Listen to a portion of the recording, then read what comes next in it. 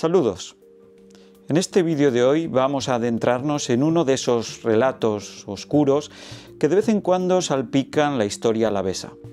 Un episodio que tuvo lugar a mediados del siglo XIX y que estremece no solo por su crudeza, sino también por lo que de inquietante tiene siempre toda esa violencia silenciosa que en este caso es la que tuvo que vivirse en cierto caserío del recóndito Valle de Aramayona.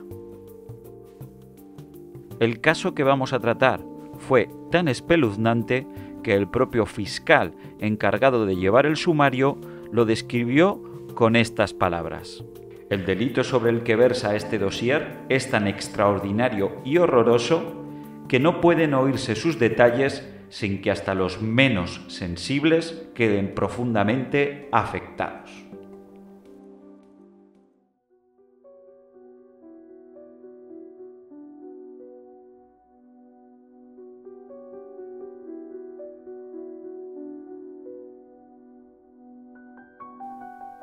Comenzamos nuestro relato un miércoles 26 de marzo de 1851.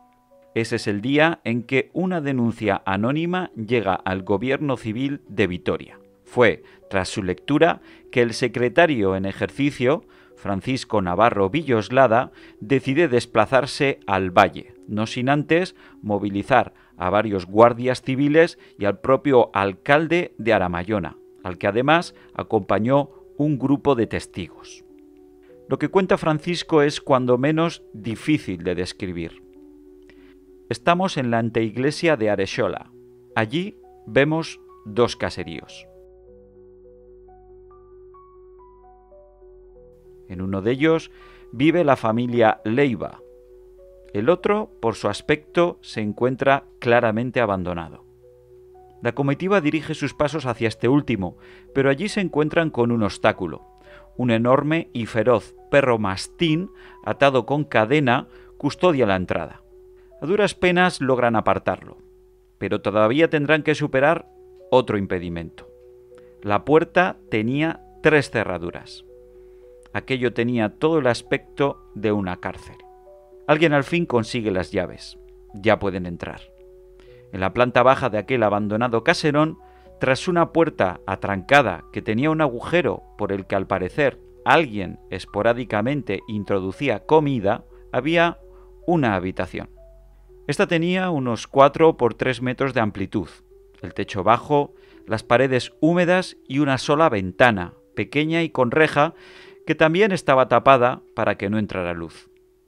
Dentro, sobre el suelo de tierra, recostada en posición fetal y aún viva, encontraron a una mujer de unos 35 años. Estaba cubierta con una roída capa parda y una especie de saco de arpillera. No llevaba ropa interior. Su cabello, larguísimo, estaba enmarañado, lleno de tierra, convertido en un bloque negruzco. No había muebles, ni cama, ni jergón, ni colchón.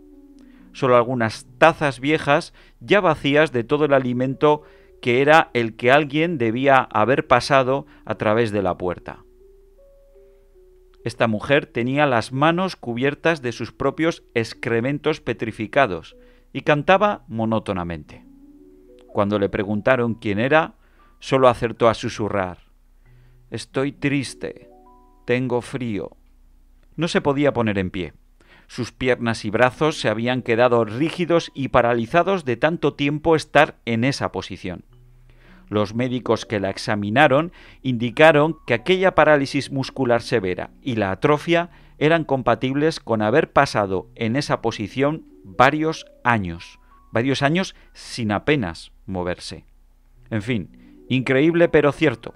Aquella mujer era Paula Leiva, hija y hermana de los habitantes del otro caserío. La tenían allí encerrada, desde hacía años. Pero ¿cuántos? Y además, ¿el vecindario? ¿Nadie la había echado de menos?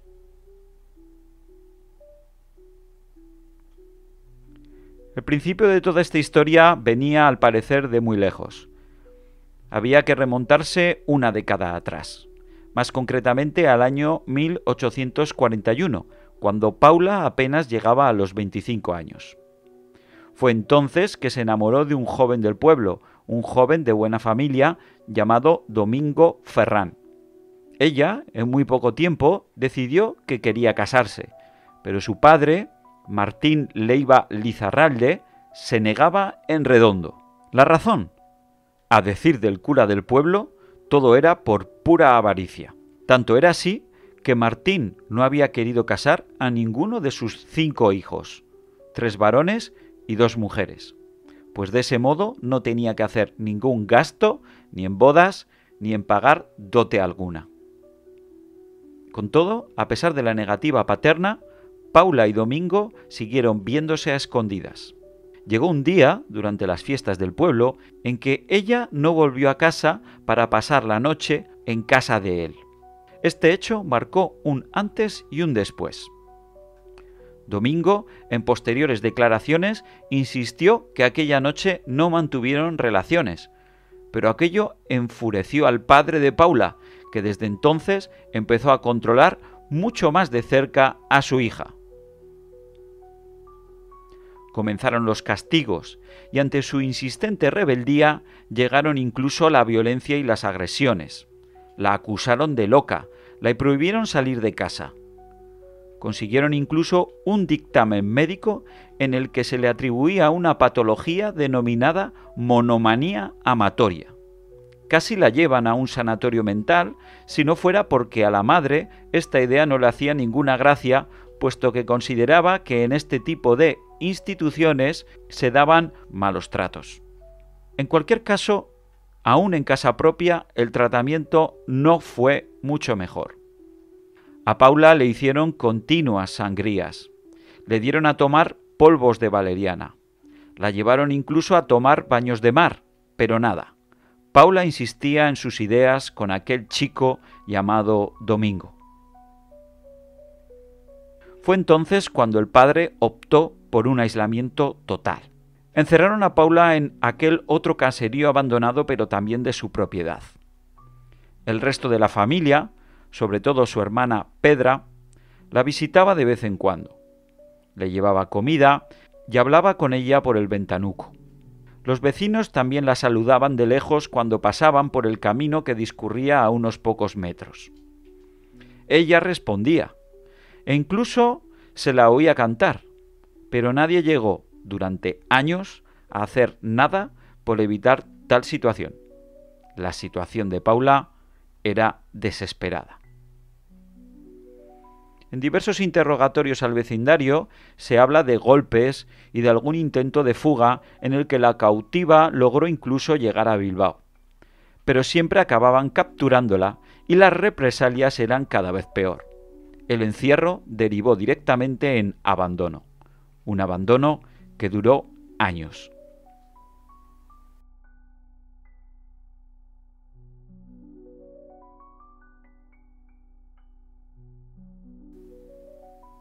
Volviendo a ese año de 1851, en que las autoridades judiciales hicieron el terrible hallazgo, una de las primeras medidas adoptadas fue la de determinar el estado y salud de Paula. De este reconocimiento se encargaron el doctor José Lavería y Basáez y el doctor Carlos Guerra. Su informe es difícil de leer, y más aún de imaginar. En él reflejaron que cuando la encontraron, el cuerpo de Paula estaba apenas cubierto con un lienzo burdo, un lienzo ennegrecido por la porquería acumulada durante años.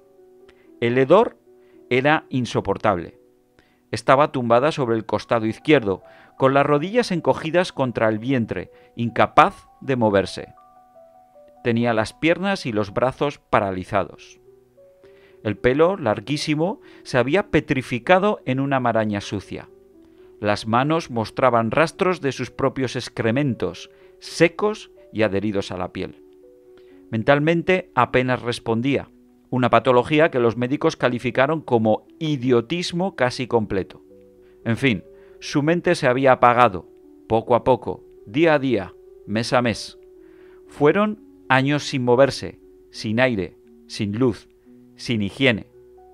Años de estar ahí sola, en la oscuridad, sin calor humano. Prácticamente una década entera. Resulta desgarrador, prácticamente inconcebible. Su propia familia. Como era de esperar, en cuanto hubo noticia, el caso causó conmoción en todo Álava. Era imposible que no lo hiciera. El proceso judicial se celebró en Vitoria. En el banquillo se sentaron Martín Leiva Lizarralde, el padre de Paula, de 74 años, María Manuela Bernaola, la madre, de 59, y también sus hermanos, Juan Martín, Domingo Manuel, Pedra y José Miguel.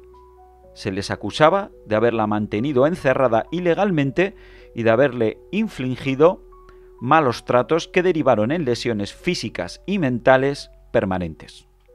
Sin embargo, cuando llegó la sentencia, muchos quedaron helados ante lo escaso de la condena. El padre, Martín, solo fue condenado a 4 años de presidio menor. La madre y los hermanos a 18 meses de prisión correccional. Y eso fue todo. Para la justicia de la época, ese encierro brutal, ese silencio impuesto durante una década, valía apenas unos pocos años de cárcel. ¿Y qué fue de Paula? Pues veréis, tras el juicio, Paula fue trasladada a un hospital en Valladolid, donde pasó los últimos años de su vida. Murió en 1856, con tan solo 41 años. En los informes del sanatorio consta Paula como demente, y ello a pesar de que repetidos testimonios de quienes la cuidaron insistían en que era una persona afable, dulce, educada y simpática. Una persona que no mostraba signos de locura ni tampoco ninguna otra dolencia mental grave. Con toda probabilidad, Paula no fue otra cosa que una mujer que quiso ser libre, a pesar de su familia, a pesar de los condicionantes sociales de aquella época que le tocó vivir. Este es el fin de la historia. ¿Qué os parece?